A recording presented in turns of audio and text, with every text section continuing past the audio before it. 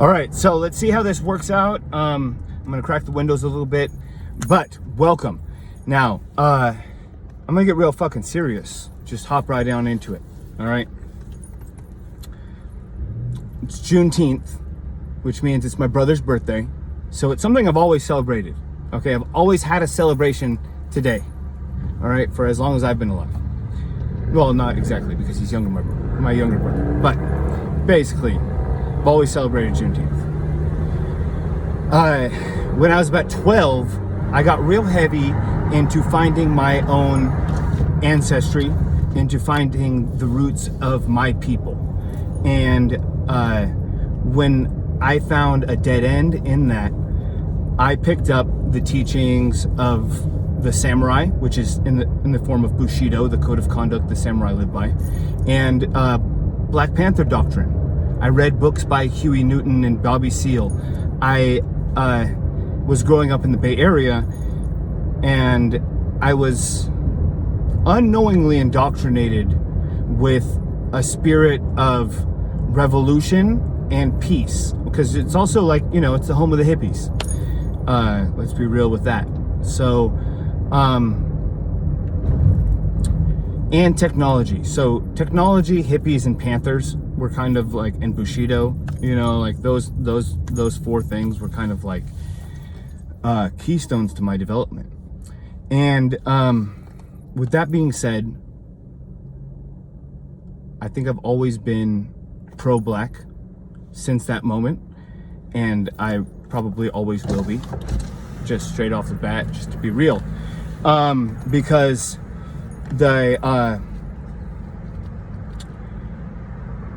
the black experience in America, if you can feel that in an empathetic sense, if you can really put your feet into those shoes and actually witness what has actually gone on, like, how could you not glorify those people who have endured through all of the suffering? And Huey Newton actually brings up a good point where he says that through survival of the fittest, this current generation of black people is the strongest generation that's ever lived. It has more power from the ancestors. You know, it has compounding effect of the power of the ancestors, all of the transmuted power of oppression. As you know, as we heal with the ancestors in mind, we will be able to transmute that oppression to power, if that makes sense, right? So that's exactly what's happening. You know, we have a strong connection to the ancestors right now, and we are going to use this to empower our people. You know, our people meaning the people who are oppressed. You know, oppression doesn't just come in the physical form. You know, there's a lot of mental oppression. There's a lot of spiritual oppression. I mean, there's a lot of religions that are they basically hold judgment over you in order for you to gain salvation. I mean, that is not love, right? A loving God would not punish you out of a form of judgment here on earth necessarily. You know what I'm saying? Like, I don't know. It's kind of going off right there for a moment. But definitely mental oppression, you know. The physical realm is the last realm that we see things. I mean, if you want to be real, there are some people who believe that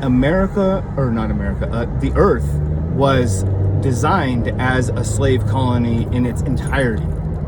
Okay, that anybody who we think of as like Illuminati or the elitist, that they're just middle management to somebody much greater. And now we're getting to see that we're getting to see things from a galactic perspective, from a cosmic perspective. Okay, our lens is increasing right now, this year. our vision, 2020 vision. That doesn't just mean here on Earth. That also means galactically, cosmically. Okay, our vision is getting clearer. Before you know it, the truths about interdimensional beings will be released, through a scientific proven method. I mean, there's just going to be so many truths to be revealed. I mean, due to the fractal nature of life, we can only ever know what is within our fraction, our fractal experience. Because there's always a bigger fraction and there's always a smaller one. Okay? So it's like we can always investigate smaller and smaller into atoms and then further. And we can also expand bigger into galaxies and multiverses, and we can do that. But the truth is to realize that it's all a fractal experience, that our perspective is determined by our